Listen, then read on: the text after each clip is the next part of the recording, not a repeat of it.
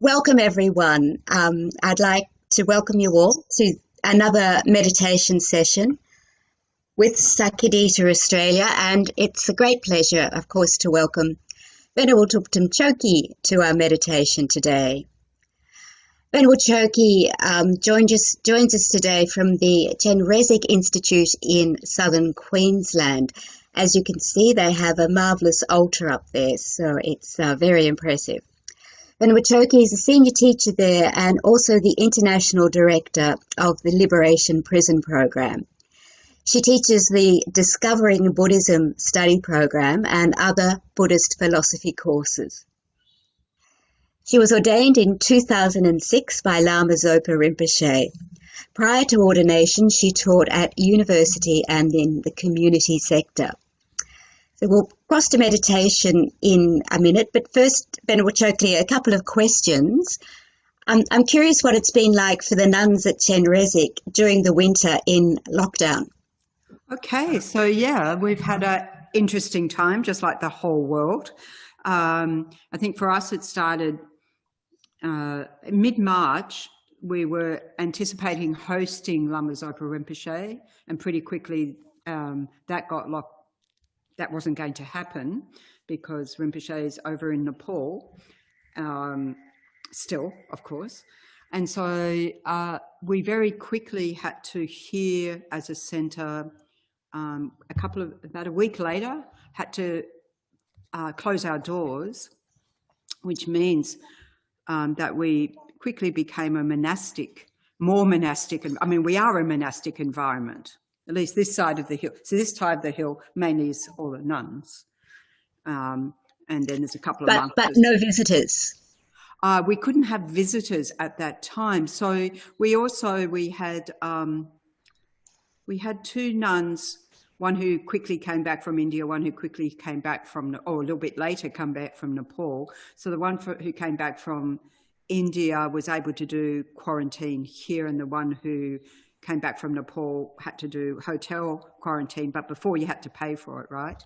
And so they did their quarantines. And I think for everybody, we were all in a state of flux, not knowing information, not knowing a lot of things.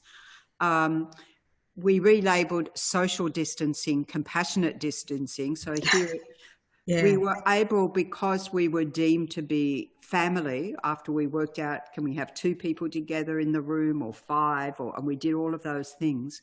And then we were deemed one household, even though we're 160 acres here and 40 residents lay and ordained. And so we're one big family. So in other words, we could gather. And so we were able to keep going in our morning practice and evening practice. And then we did extra practices advised, first of all, by the Dalai Lama for COVID, and then by Lama Zopa Rinpoche. So we'd come together in the afternoons and do those practices. So our translator was also came back from that terrible COVID hotspot, New Zealand.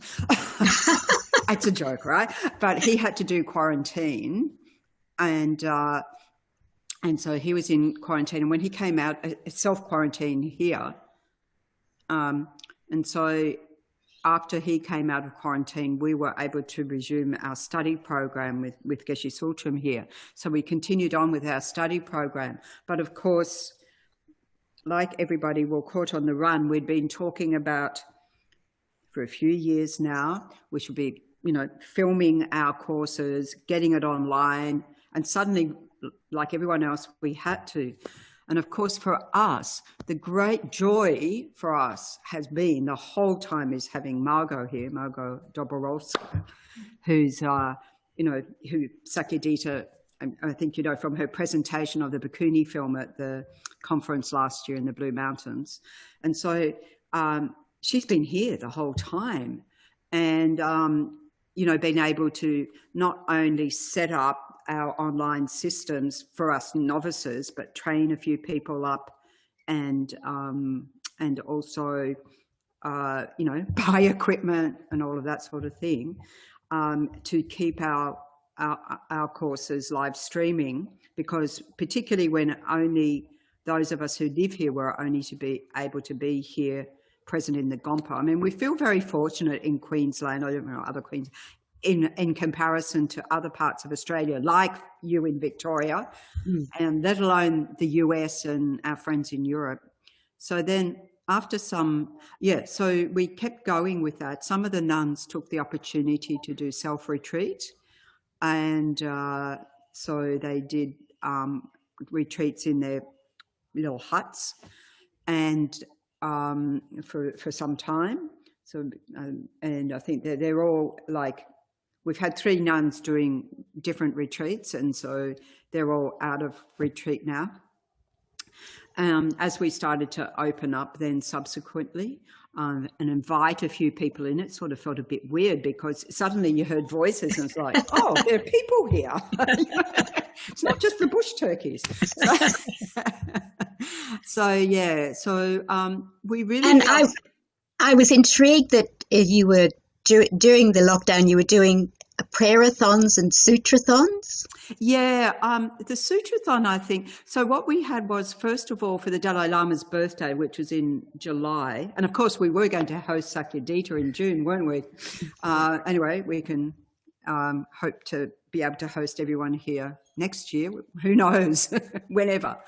Who knows? It's all a question mark. So, yeah, what happened was, first of all, we had with Lama Zopa Rinpoche, because one of the things he was going to do was consecrate a garden we have here of Nalanda masters from our tradition, right, of statues.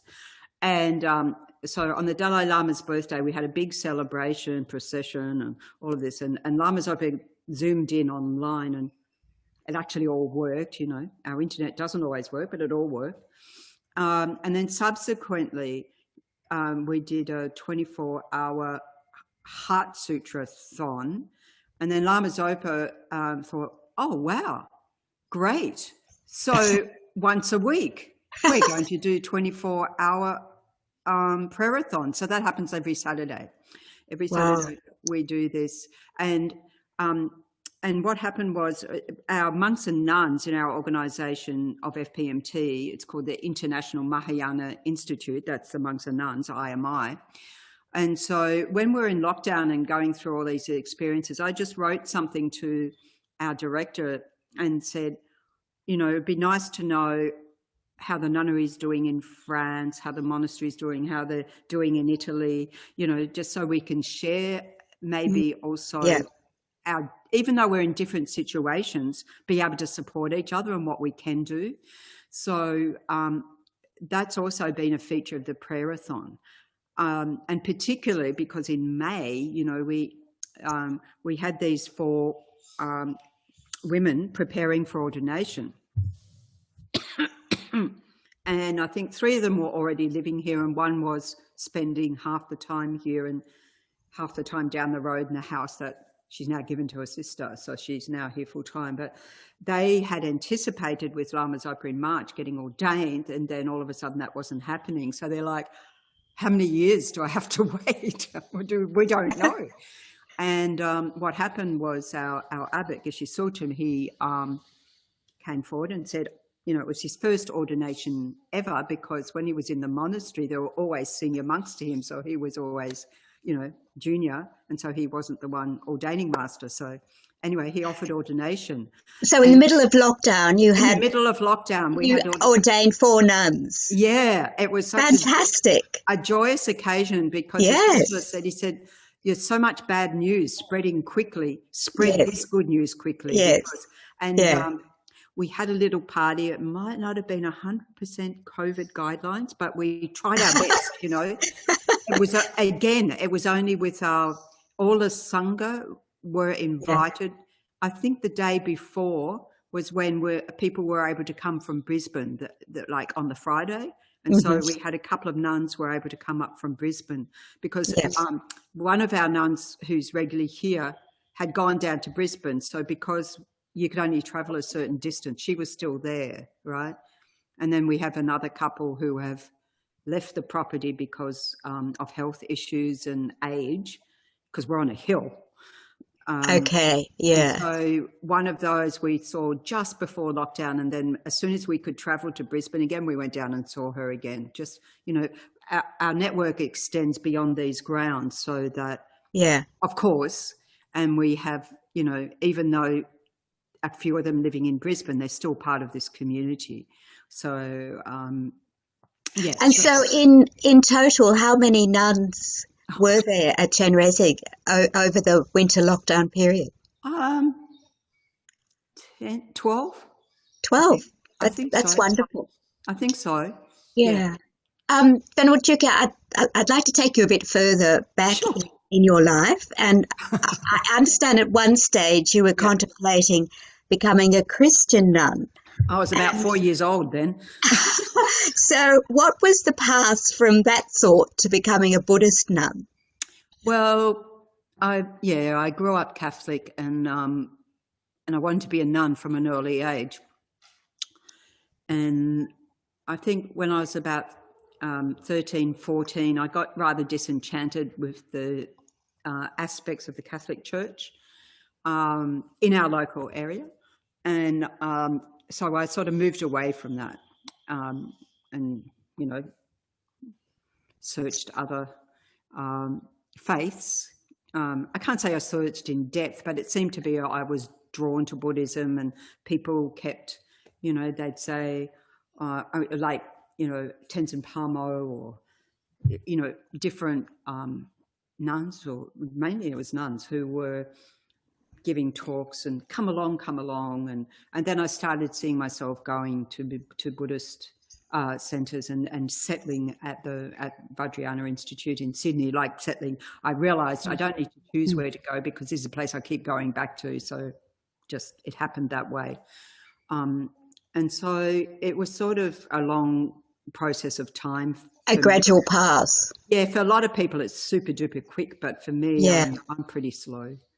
And eventually ordination. I think I had a few more Mardi Gras in me. And I just had to dance. Yeah. Now I can't, as you see. Yeah. Not only have I taken vows not to, my body can't do that anymore. So it's a good thing. Anyway, so it took me a long time to get to the point where it was just like there wasn't any other thought in my mind except to ordain. So yeah, that was in 2005, when it was just like that's it, you know. And wonderful that you had Lama Zopa Rinpoche. Yeah. So look, thank you, Chokyi. So time now for meditation, and okay, yeah, we better do some freeing the mind. I hand over to you. And just for our participants, there'll be time for comments and questions at the end, and you can write them at any time in our chat room. Thank you, Chokyi. Thanks, Helen. So, I was thinking about this, freeing the mind. I guess we have to think about what the hell do we want to free our mind from?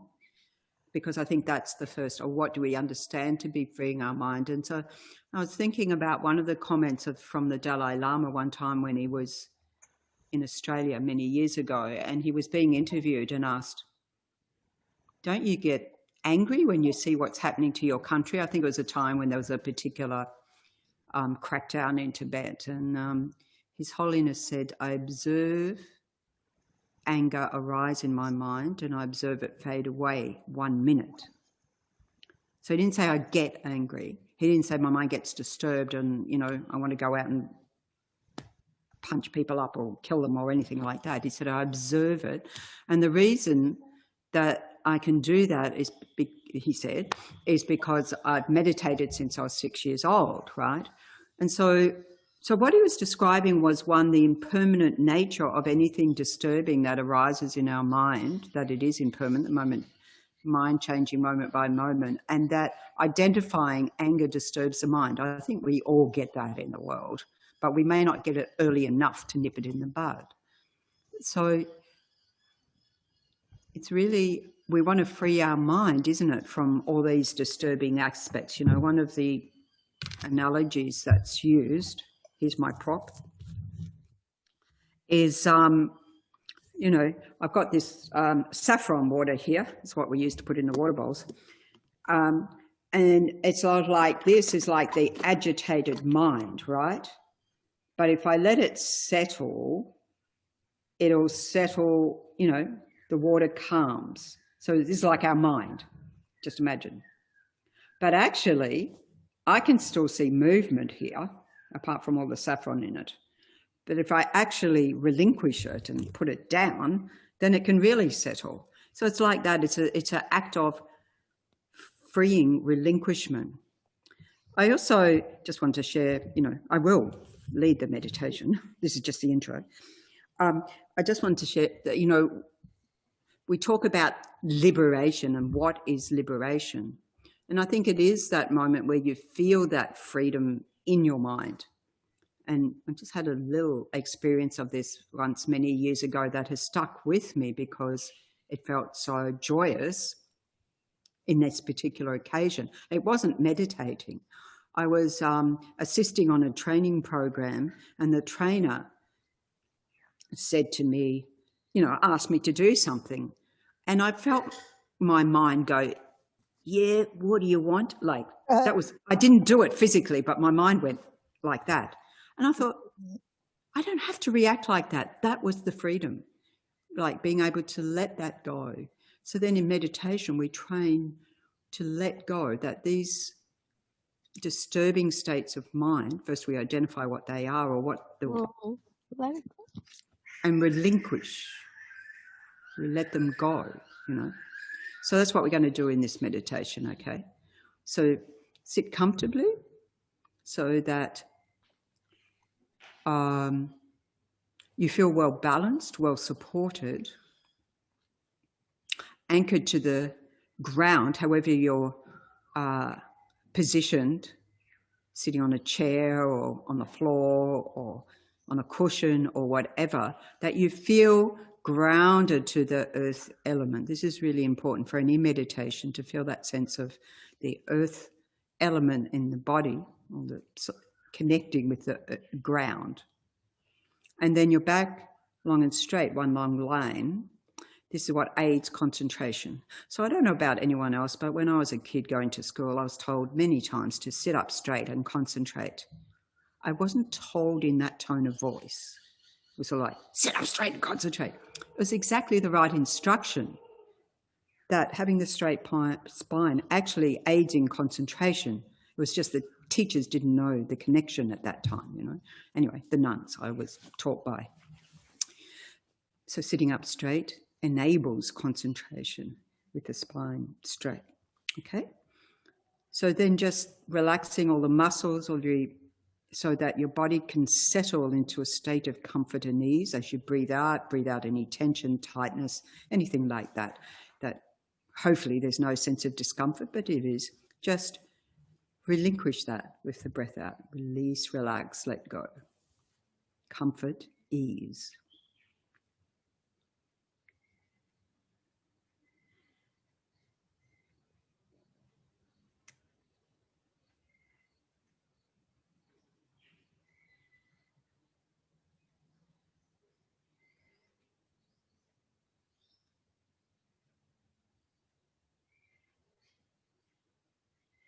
And having the body in a state of comfort and ease, of course, it's not the body that meditates, it's the mind, but it provides the conditions for the mind to settle into that space. So it's like you're inviting the mind not to be, as we are most of the time, distracted to external objects, the sights and sounds and everything around us, but bringing our focus inwards, dwelling in our inner experience,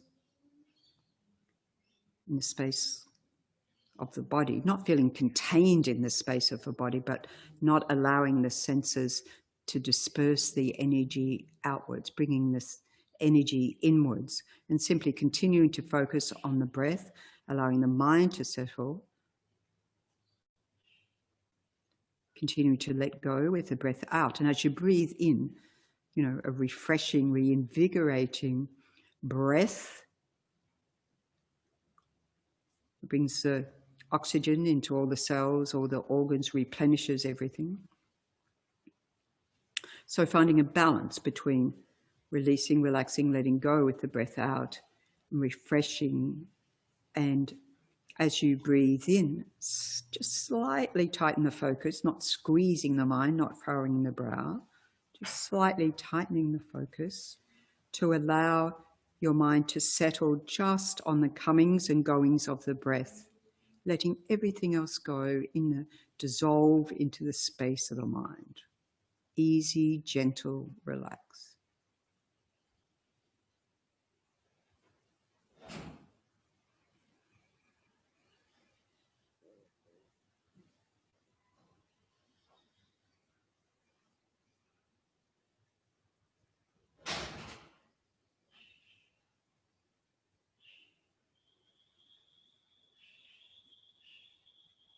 And anywhere you notice tension, tightness as you breathe out, continue to dissolve that with every moment of the breath out, like the muscles are melting, softening.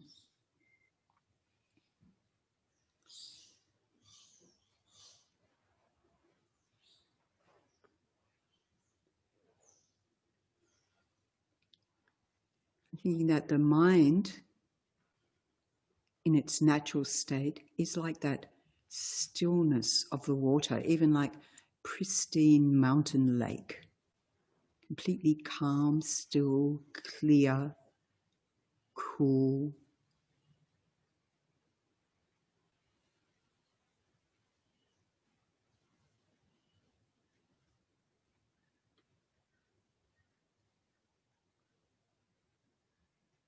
So then the mind itself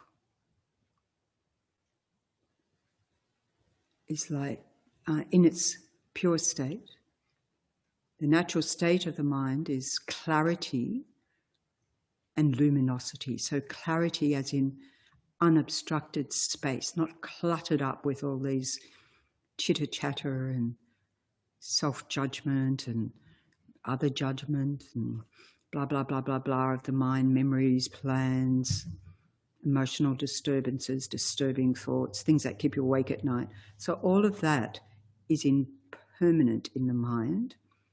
So those moments of joy are those moments of freedom from all that, where you can just dwell in that stillness, clarity, and luminosity, light, that's seeing things clearly. So it's not physical, it's not material, nothing to grab hold of. Try to get a sense of that.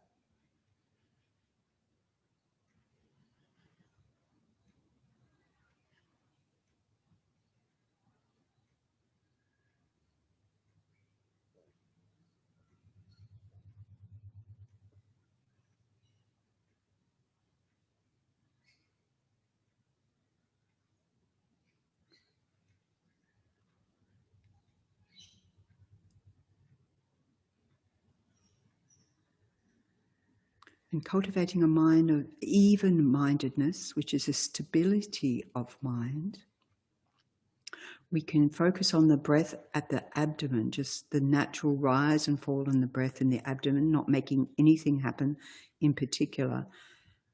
Just bringing your awareness down. Often our awareness is high up in our body, which contributes to our agitation, our anxieties, our rumination. So really anchoring, supporting your meditation through the gentle focus as far down in your body as you can. Just the natural rise and fall of the abdomen, like a gentle balloon in and out, soft, in its natural rhythm. Not changing the breath. It's nothing about the breath. It's simply about bringing our mind to settle on one thing. The continuity of each moment of the breath in, each moment of the breath out.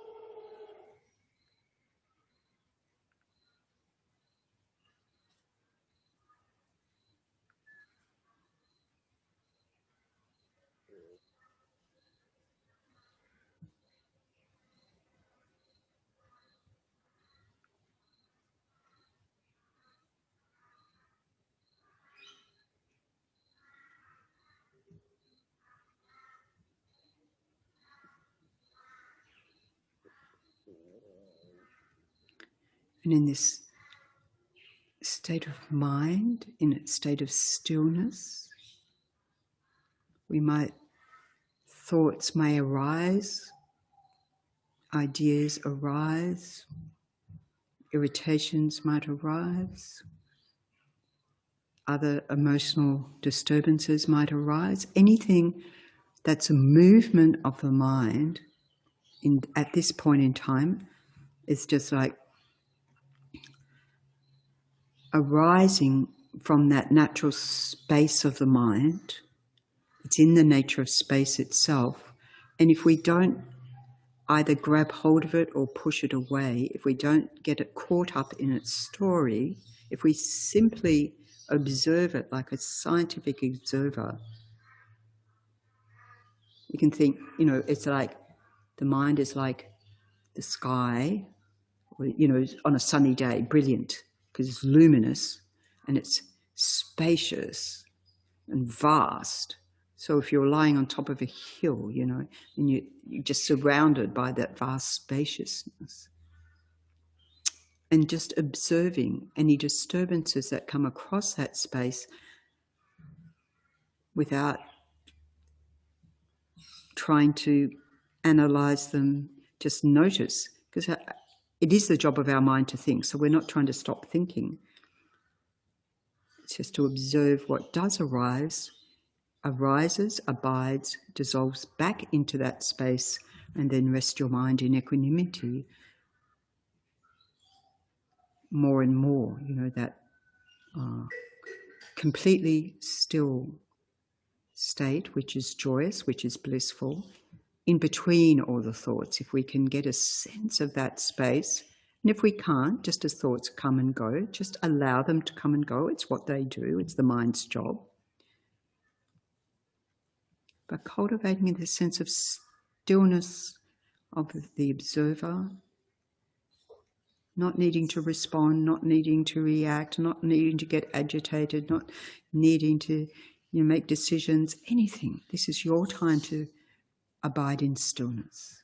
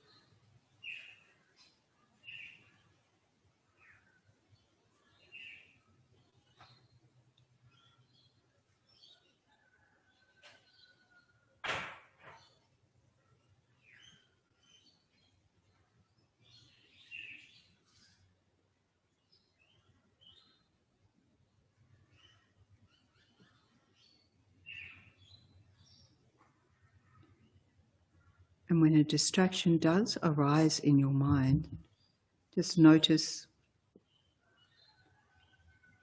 where it arises,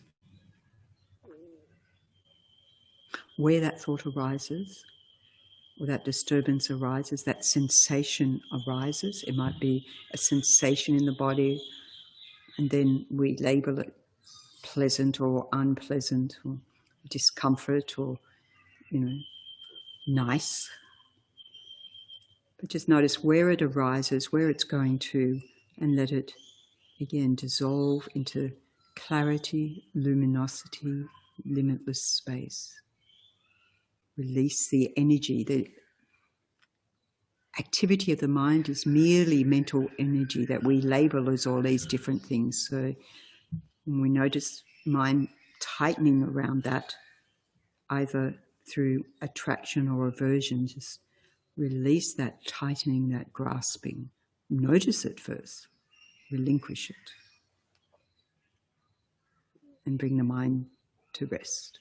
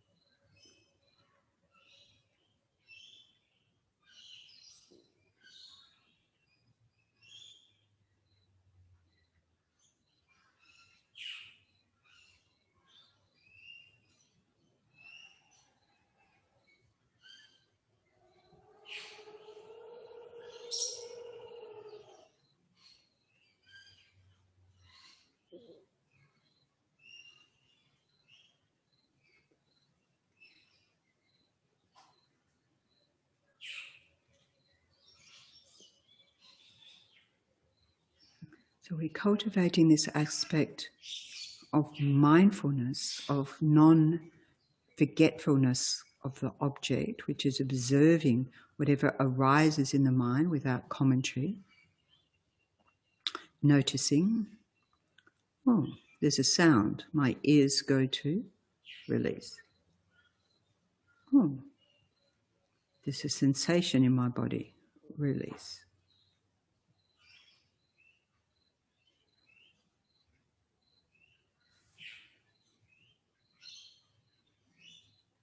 Or we can think of, who is this observer anyway? Where does this meditator, who is the me meditating? Who's observing the mind and whatever arises in that, and also release that sense of grasping at this self, this meditator, this storyteller, this observer.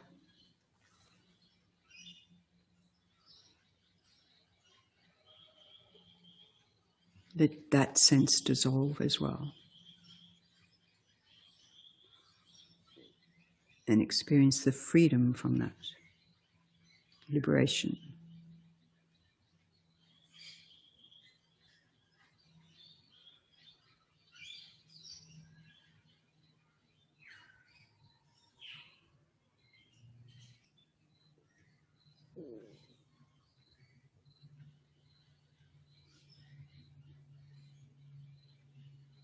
So in this way, tapping into this innate nature of the mind, of clarity and luminosity, which is our own Buddha nature, our true nature, out of which all our good qualities can flourish, arise. Once the agitation of the disturbances is allowed to settle, to dissolve into this blissful, spacious clarity that is a joyous experience because it's in sync with reality. Everything that disturbs our mind is arising from our deluded or misinterpretations or misconceptions or over-exaggerations, elaborations and so forth, hallucinations. We take the time to settle into our true selves.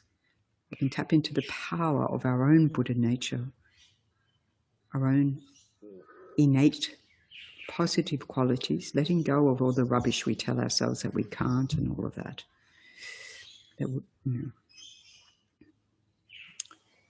Settle into the power of all your positive potential. And then allow your creativity to colour this space of your mind with all your positive qualities, or your love, or your compassion, or your kindness, or your generosity, or your patience, or your wisdom. Just everything. So the positive qualities only ever grow and grow once we clear away the debris of all this impermanent negativity, which feels like this is me, but is not. So relinquish all that and just this, in this space, cultivate more and more your palette of goodness, everything that you know to be true, everything that you truly are and wish to become more and more. Really visualize that, enable that, be that. This is me. This is who I truly am.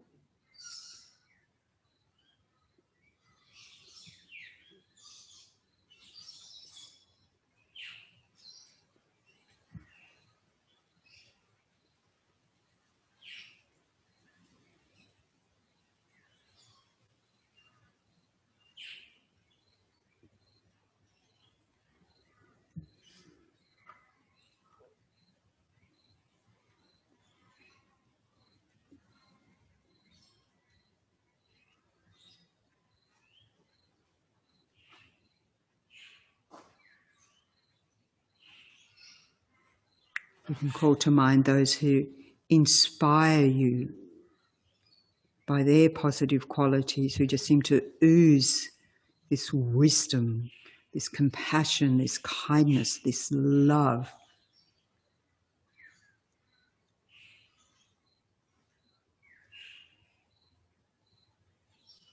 And aspire to be just like that, having the faith and the conviction that we are just like that, just as the Buddha said, we are all innately pure, compassionate, wise, loving, kind.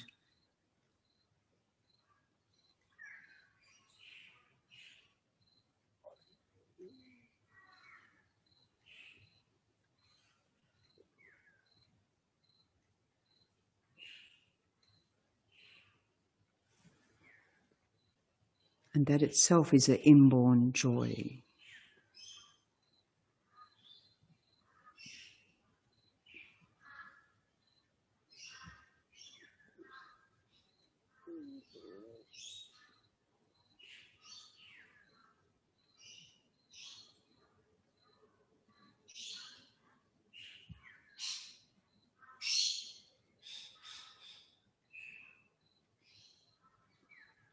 That its sense is a sense of hope and ability, power.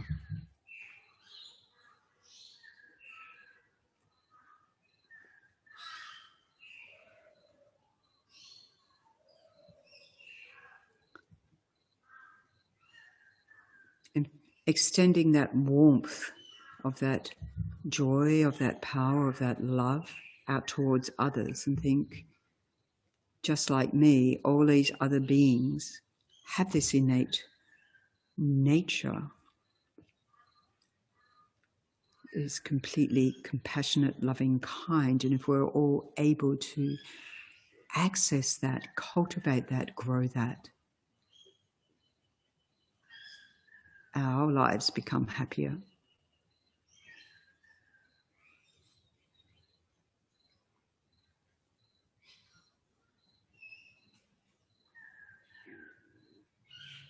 We connect at a heart level for our own welfare and for the welfare of the world,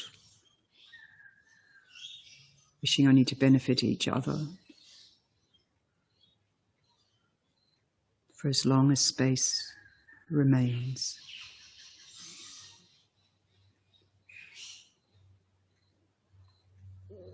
Rest in that space.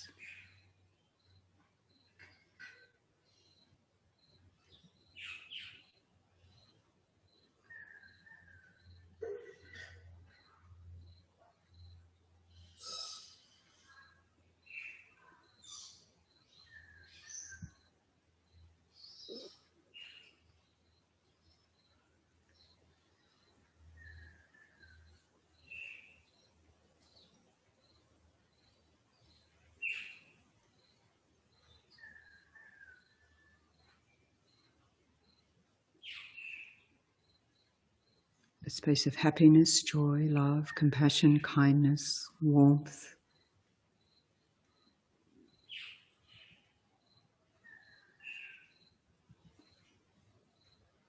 Resilience.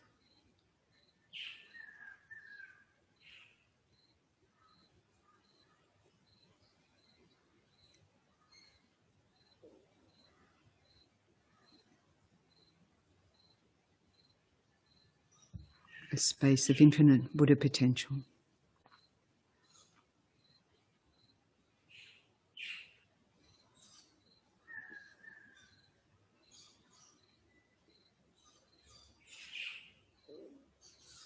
And holding all that positive energy at your heart chakra at the center of your chest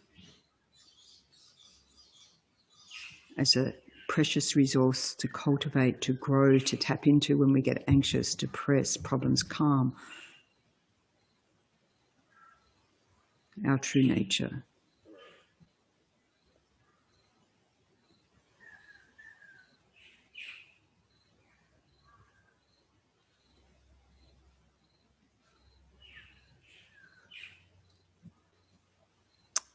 So bringing this meditation to a close, we can think all the positive energy that we have cultivated here together may continue to grow in my mind, benefit all those I encounter as I go through my daily activities, benefit myself, all those I encounter, benefit the world.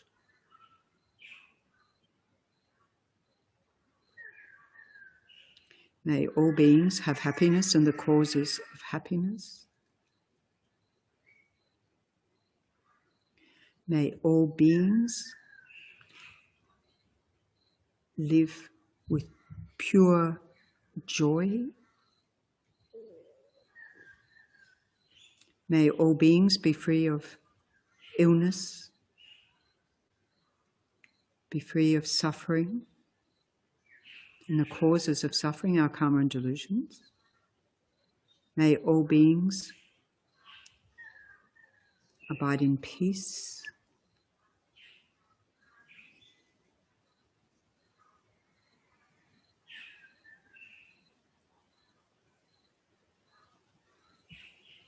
May all beings abide in equanimity that wishes only to benefit each other.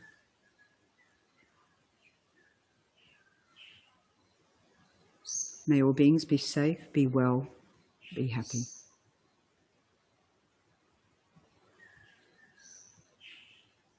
May I do all this by myself alone.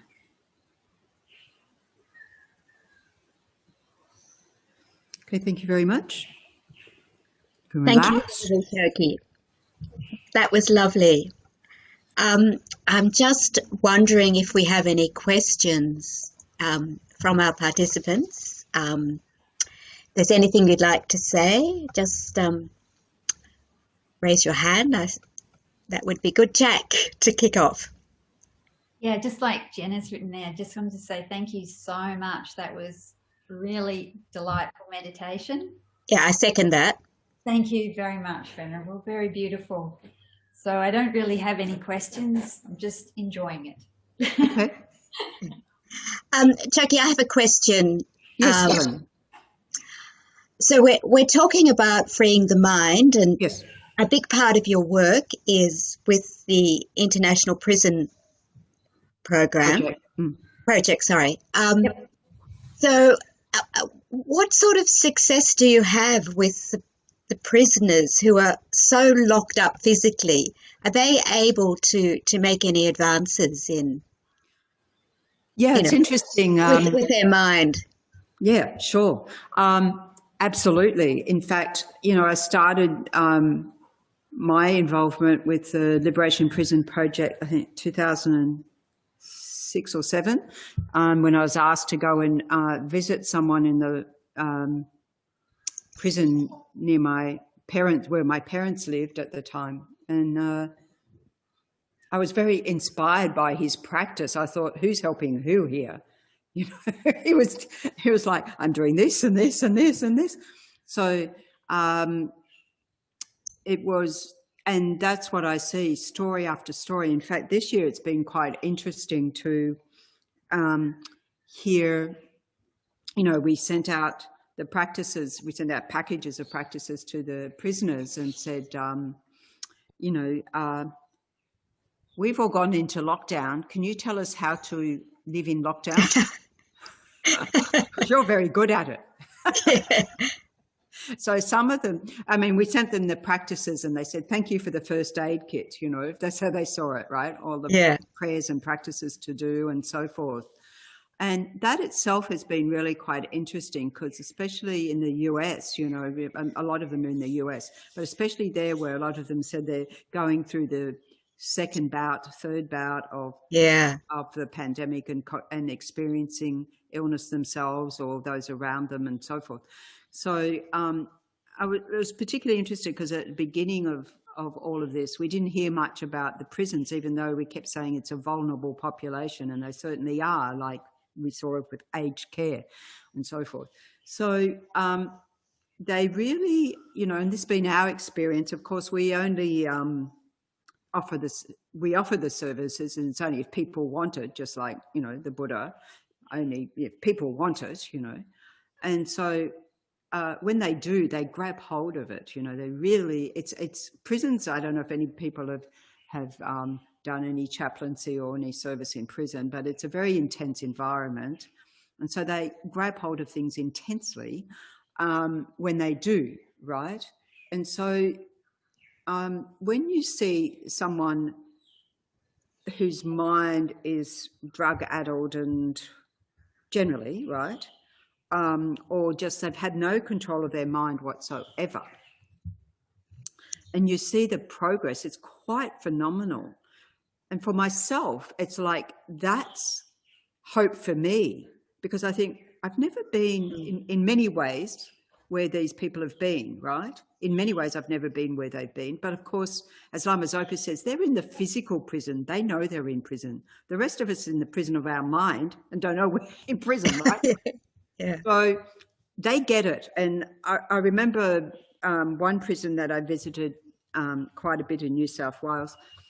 One of the guys said, you don't need much, do you? Because, you know, they go into prison, they're stripped away of, you know, their normal possessions, they're away from their families, they're away from their previous jobs. So any sense of their identity is stripped away. And if you can harness that in a way that's beneficial, which is what they're doing, to be able to, so because they have a very structured environment, that gives them opportunity, believe it or not, to actually engage well in practice. It's like they go into retreat, you know, some of them. It's like us going into lockdown and like the nuns here going, oh, good, time for a retreat. The prison's not exactly the environment you want to do your retreat in, but a lot of them have been able to like complete, you know, like they're discovering Buddhism or basic, you know, the next level program, advanced programs in prison. We had one do a master's program through Institute Lama Tsongkhapa in Italy, being supported by Venerable Sangye Kadro, who wrote How to Meditate, you know, Kathleen McDonald, it says on that book, Venerable Sangye Kadro. Anyway, so it's been very, very inspiring. And so when I became director 10 years ago or so, or even before that, I was really keen, and I still am, this is still a passion, to actually document the transformation because it's quite palpable, you know, the stories of transformation. The transformation in the mind?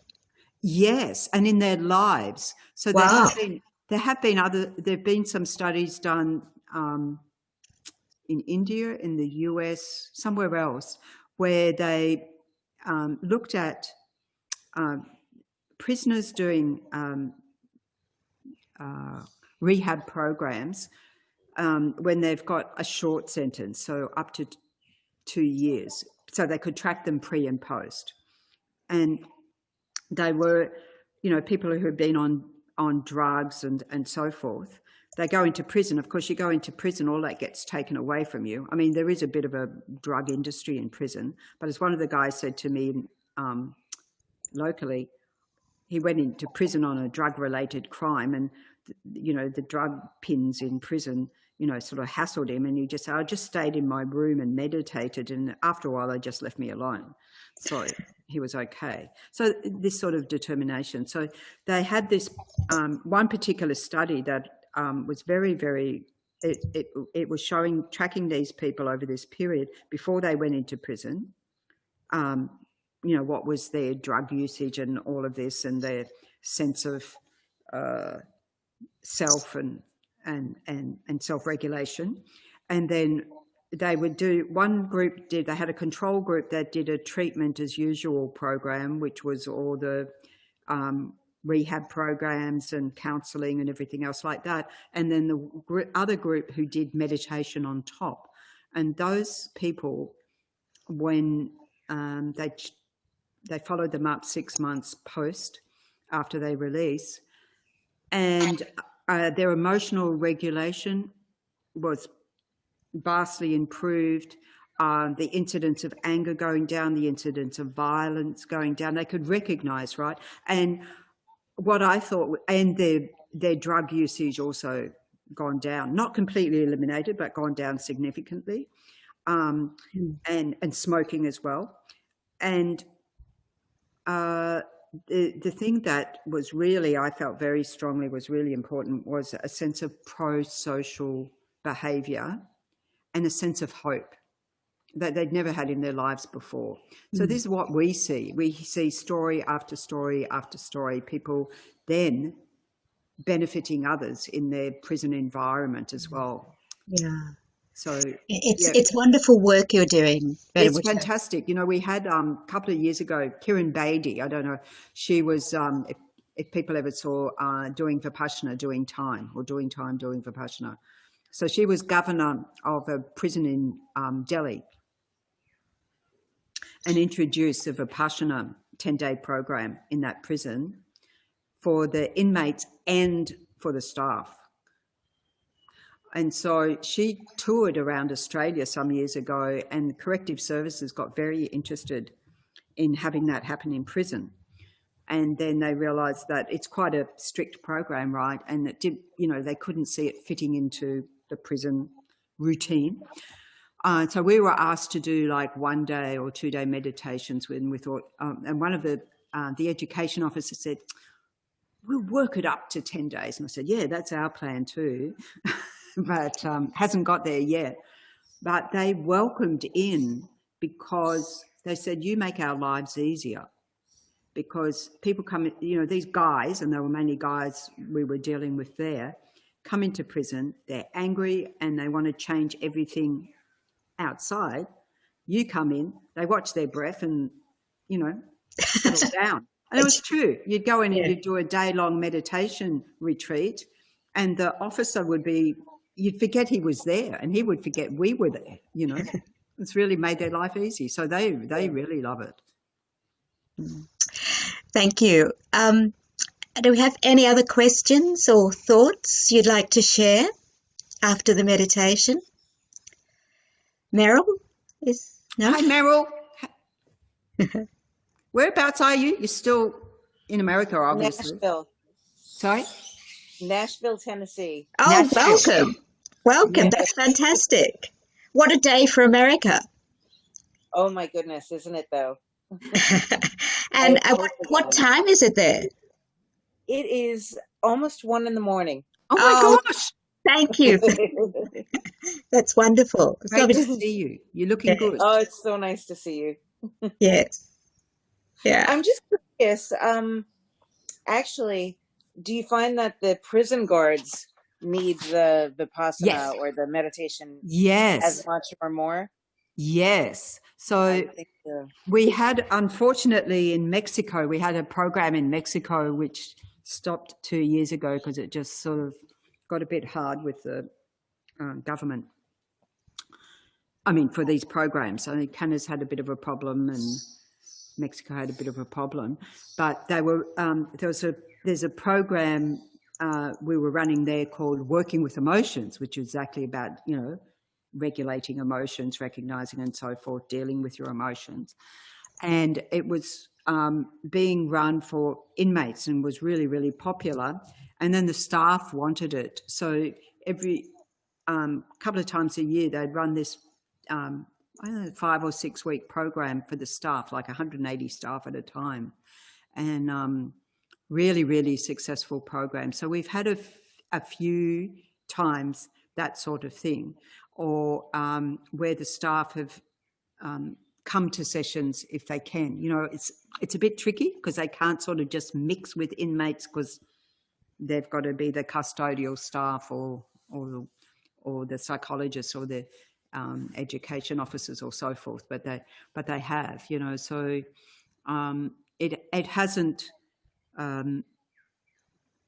It's not as broad-reaching as many of the staff would like it to be, or even we would like it to be, but there's definitely an interest, absolutely an interest. And I guess what we saw with the doing Vipassana during time, particularly that one, because it was staff and inmates together, at the end I thought, imagine this happening in a prison setting. I couldn't visualise, but it happened there, where they all hugged each other, like the inmates and the staff hugged each other. I thought, no, it's probably not going to happen. Anyway, it's times of COVID, nobody's hugging, right? But because there is that sense of you do need to maintain a distance there, but it is a pressure cooker environment for everybody, you know, the prison setting. And there's some amazing people, like I know from the experience here in Australia, there's amazing people working in that environment, just really, you know, hearts of gold, really, working in the prison system and supporting people in what they are doing. Of course, you know, as I said, you know, Mexico went the other way, and, you know, we've got, for example, there's a guy in Thailand who's elderly now and disabled and in prison, and we're trying to get support for him. He's a Nepali national, but he's not welcome back in his own country. And I mean, now at the moment nobody's traveling anywhere, but there's sort of, you know, there's many different stories like that. But also in some areas where, like for example, also in Mexico, where before it got axed completely, in one of the women's prisons, so the women were going in and teaching meditation as a precursor to the yoga program. So it couldn't be called Buddhist anything. And so that's, you know, there's different ways of getting in. So we have programs that are more secular, that are more values-based or about working with emotions and so forth, because at the end of the day, it's all, the mind's the same, whether you have a faith or not, or, you know, or whether you're a prisoner or a prison guard or whatever, the mind's the same. Thank you. Thank you. Thank you. We're getting lots of lovely comments in the chat room. Ven Thubten Chokyi, people saying thank you, that was amazing. Great. We had Ven Thubten from Nantien with us for a while. She said, thank you, Ven Thubten Chokyi, lovely. Oh, I didn't know. I didn't meditation. Oh, lovely. And to me for the monthly sessions. Yeah, I haven't seen her for ages. Yeah, well, she was online for a little while. Meryl, lovely to see you again. Jack saying how remarkable that some people are able to use these circumstances in prison to discover and dive deeply into practice. Sky, much gratitude for this meditation. And Stacey's brought up something that I wanted to say. Thank you so much for making these available online. And we do put these online. We have a YouTube channel now, so we're very techo-minded now. And I'll send you all the link to that. So do we have any other questions? Liv, do you want to say anything?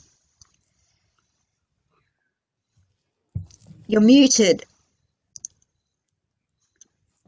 I'm not particularly techo yet. I'm getting Venerable Chokyi, if you I've sort of wanted to work in prisons for a long time.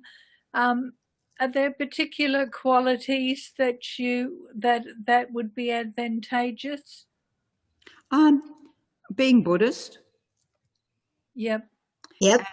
And so generally the work, I don't know, whereabouts are you based, Liz? I'm in Melbourne. You're in Melbourne, yeah. So there won't be anyone visiting just for a while yet, I don't think. But our main emphasis, and it's been interesting during this COVID period, but main emphasis has always been on writing to prisoners. We did have there is some chaplaincy visiting in Victoria, of course, and mainly because a lot of the people who contact us and who want support in prison, it's very rare that it might be somebody who's let's say an advanced practitioner, that they're reaching out for support and help. So what we do is we send them, first of all, the Buddhist materials. Either they get in touch, or a family member or a chaplain or someone from the facility, someone gets in touch. We send them books, or they read a book and they write to us. They have questions. So it's really being able to, what we do is we have a whole lot of people writing to people in prison. And it might be that they just have general questions, and then we mentor the mentors, if you like, to support them. And or they might want to study a particular program. So if they want to study a particular program, then of course anybody who's, say, writing to someone in prison, we would send them the same materials if they want. Or actually these days we can access a lot online. Of course, in prison you can't access any of it online, which is very interesting. Chaplaincy is another thing. There's a lot of steps you need to go through. That's why I was asking where you were too. So although in Victoria they don't really have an established chaplaincy training. In some states they do, and some other places they do. But I'm also on the Australian Sangha Association committee, and there's a few of us there who have been involved for a while now with the chaplaincy New South Wales through the Buddhist Council New South Wales, and so also with the Buddhist Council Victoria. So there is a monk there who's coordinating for Victoria. And we did have people visiting in the Victorian prisons. I've been there many times myself, but at the moment, I think it's still one-on-one visits. I'm trying to remember. I think it's still one-on-one visits. Not allowed to have group visits just yet, but at least it's one-on-one. For a while, it was nothing at all. So, but mainly it's having an interest, because what I find with people in prison is, of course, they're in prison because they've done something against the law, but it's not all of who they are, right? No. And if we think, if I think, oh, my sense of self-esteem is not great, wait till you see someone in prison. It's, if you've been told, one of the, Candrila, who's anyway, she doesn't like people to say she's an oracle. Well, she is an oracle. The Dalai Lama's recognized her as an oracle, and she lives in the same compound as Dalai Lama's given her a place there. Anyway, so she's an amazing Lama, of course, amazing being.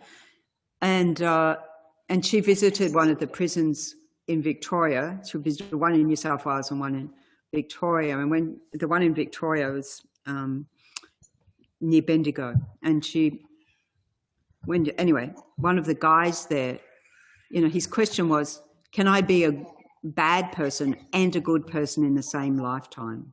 That was his question, right?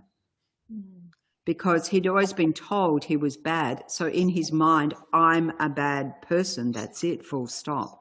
So then you've cut off all your potential, right? Of course, I said to him, you could be a bad person and a good person in the same minute. And he looked at me like, one, but anyway, it's that sort of giving them as support and guidance and so forth. Anyway, if you are interested, you can get in touch, and Helen's got my email. I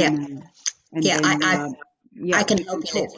We can talk. Yeah, thank you, Venerable. Yeah, it's really wonderful, wonderful work. As I said, it's very, very inspiring and uplifting, and it gives you a very different view of prisons to what we see on those sensational television programs. Yeah, I don't watch them. Good.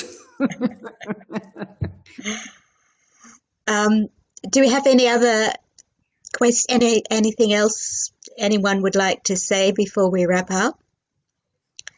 Just had a lovely comment from Heidi. Thank you, Heidi, on the chat room. Thanks so much, Venerable Chokyi, for this wonderful meditation to help us free ourselves from our inner personal prison. And thanking me also, so thank you, Heidi. So I think we might finish there. Venerable Chokyi, we're very grateful for your time this afternoon. It's been... One of it. Do you want to come up here? Just a minute. Venerable Kumpan. She doesn't know who you all are. She's one of our new nuns who was ordained in lockdown. Hello. That's wonderful. Lovely to meet you. This is Sakyadhitaoz Australia, the women's organisation of women builders through Tenzin Palmer. Congratulations. Thank you so much. Thank you. Yeah. Nice to meet you. Yes. Enjoy Chenrezig. Thank you very much. You're most welcome to come. Yeah, one day. One day. When you can leave Victoria. I'm Victoria. No, all over the place. We're even in Nashville tonight. Yeah, Meryl's in Nashville. Meryl used to be in Sydney a long time ago, Meryl. Wow, sorry. Before we wrap, I'd just like to say again that we put these sessions on our YouTube channel. I'll send everyone the link. And also it's customary to, if you can, to give some dana to the teacher and to Chenrezig in this case. And I'll put those details in an email that I'll send. Actually, yeah, I sent her email saying about Liberation Prison Project, if you don't mind. You know, so I'll forward that on to the participants. Thank you. So thank you again. Thank you, everyone. Thanks, everyone. I'll say good evening. Thank you.